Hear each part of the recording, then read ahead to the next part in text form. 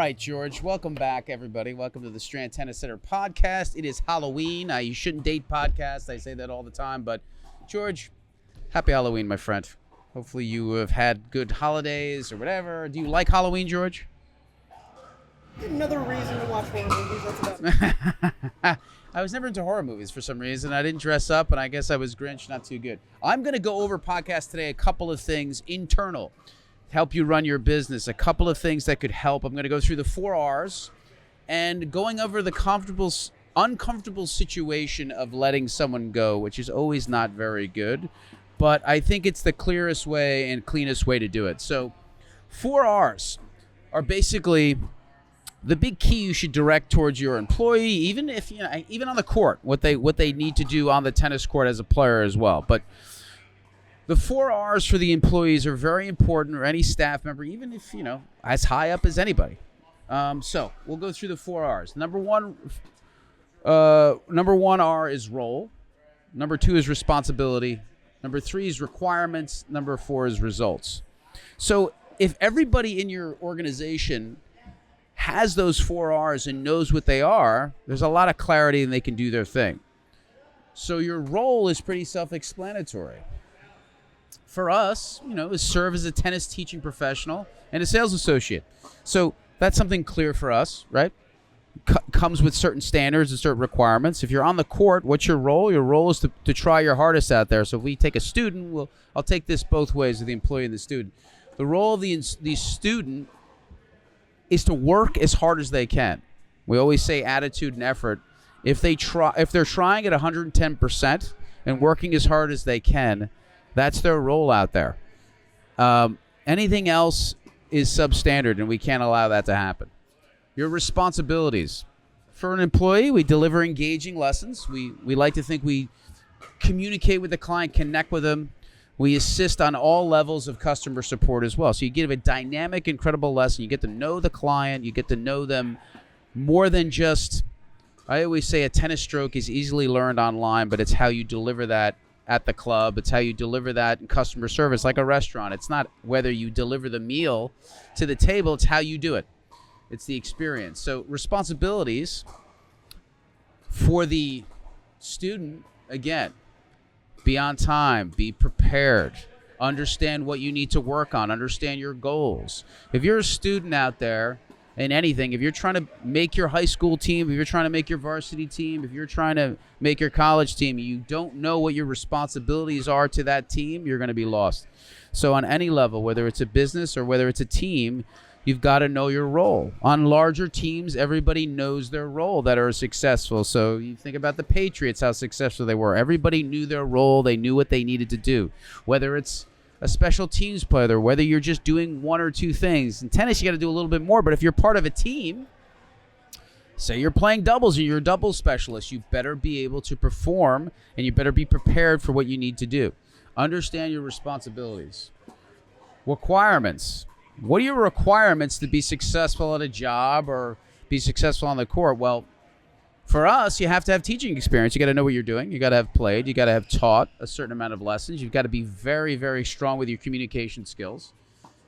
And you got to have knowledge of tennis equipment, knowledge of tennis industry, all of those things. Those are requirements that are needed. On the court, if I'm taking a student athlete or somebody that wants to play, the requirement is they have to know the game a little bit. They have to know what they're doing. They have to know that they're willing to learn. They have to have meta skills as well. They have to learn how to learn. They got to know how to listen. All of those are big requirements to be a successful player. And then the results. Obviously, we all need results. On our end, we have to enhance player development here. We have to make better players. We have to make better people. We have to make better, happier people. If you're an adult playing here, you want to be happier after you're done. That's a great result. And you have to ensure that there's high customer satisfaction and retention. As a result on the tennis court, obviously, pretty self-explanatory. Even if you're not winning all the time, you have to show you're progressing and making headway. You'd like to have results as simple as winning, but sometimes that always happens. You may lose, but your result is pretty satisfactory because you've worked hard. You found some answers to some problems. Sometimes you can lose a match and figure out some answers to some problems. You can get some more confidence. So it's very big to understand that results aren't necessarily black and white, and that'll make me go into another thing about finite and infinite games we talk about all the time. James Carse wrote a great book on it. Simon Sinek kind of updated the thought. Carse started this thought. He was a professor, and Simon Sinek's a great writer, wrote this in 2019 called The Infinite Game. Results are not short-term. Results are long-term. You may lose matches in the short term, but you're trying to change something in your swing or change something in your game that you know in 5 years you're going to be more successful than you are now. So successful tennis players, successful businesses play an infinite game. And an infinite game, I'll explain it again, a finite game has set rules. It's a football game. It's a set score. There's referees. There are things that object of the game is to end the game, winning, hopefully, if you win. The real successful people in life play an infinite game knowing that their job is to keep the game going.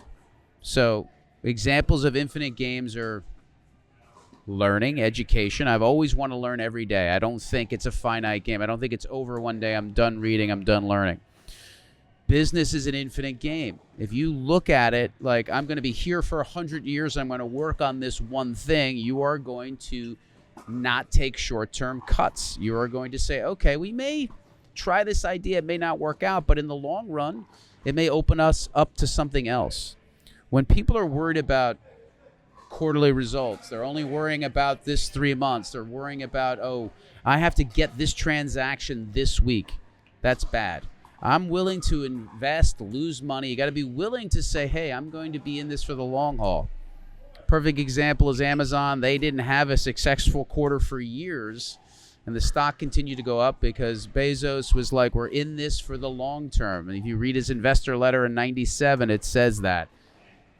Long term, and they're now a $2 trillion company, right? So you have to understand those. And when I go through the 4 R's with people, and I'll read them again for you. Let me get my notes here, Georgie. Role, responsibilities, requirements, results.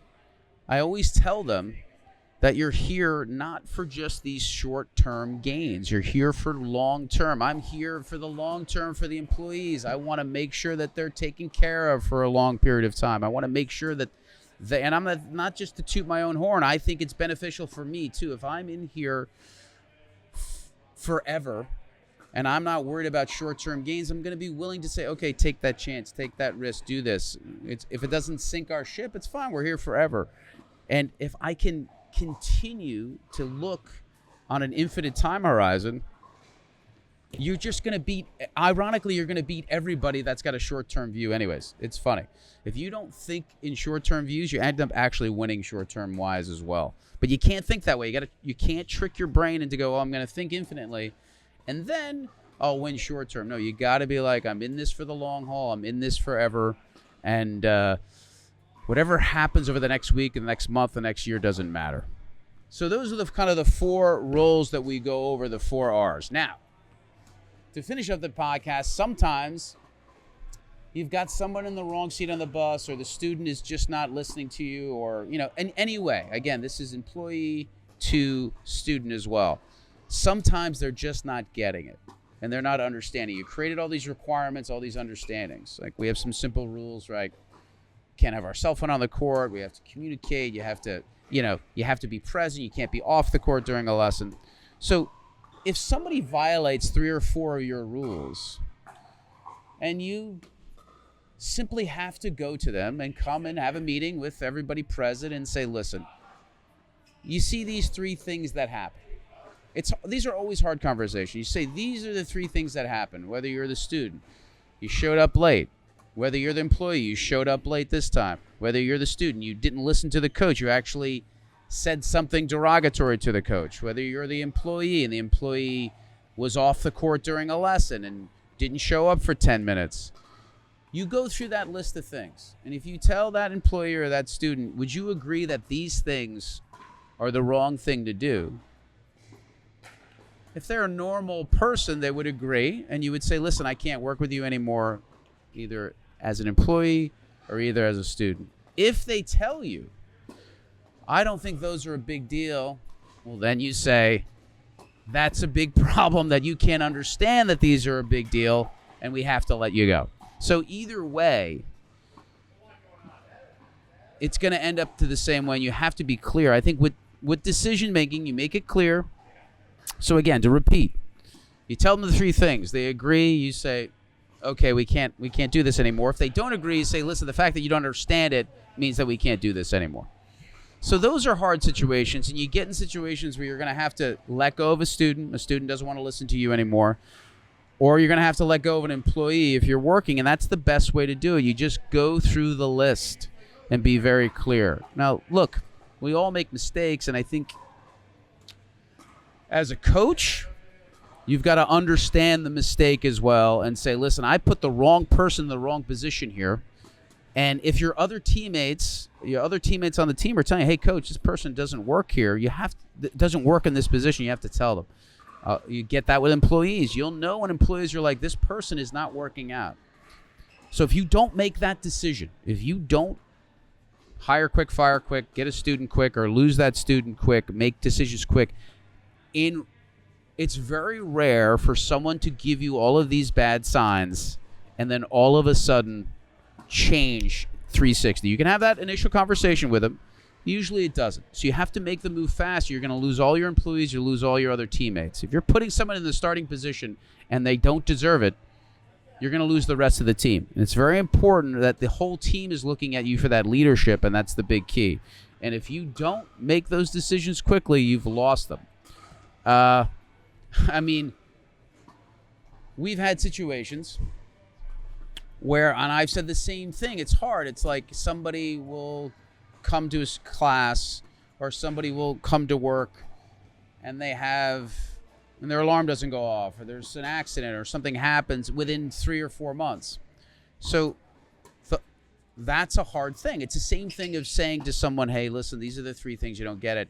So our communication with that student or that person is, listen, you're either the most unlucky person in the world, because I've known people for 10 or 20 years that don't have 4 accidents in 3 months, or you're just lying. So either way, it doesn't work. So you can understand the concept. So if a student constantly doesn't show up and always has an excuse, I got a ticket, I got lost, my alarm didn't go off, I said, you're either incredibly unlucky, which we can't have that here, or you're just lying, which we can't have that here. So either way, you have to stick to your own type of code, and you cannot allow yourself to say, you can't give them the pass because your whole organization is going to go down the tubes. And you can also say, my job is the responsibility for these 20 or 30 people that are here working hard. If I don't protect them, we could all lose our jobs. We could all lose the team. Everybody could lose. So if I don't get that person out of the lineup and we're all losing, it's my fault. So hopefully that helps with coaching. Hopefully that helps with students here that need to work hard. And we'll guarantee you, like, George, I think no matter what, the student here will be a better person. We were discussing that this week. No matter what, even if they're not a pro, even if they're not a Division I athlete, they will become a better person after they're here, and that's the most important thing. They'll learn work ethic. They'll learn dedication. They'll learn industriousness, loyalty, friendship. Those are the keys to life, and I think those are the most important things you can learn. Through sport especially, you can learn those things, and it's our job to teach those qualities. So I hope this helps people. I hope it helps business people. I hope it helps students. I hope it helps coaches. And Georgie, it's great to see you, my friend. Everybody, thanks a lot. Hey, everybody. Hope you like the podcast. Please share it with your friends, anybody that you know, anybody that's into tennis, anybody that's into bettering themselves. Share it.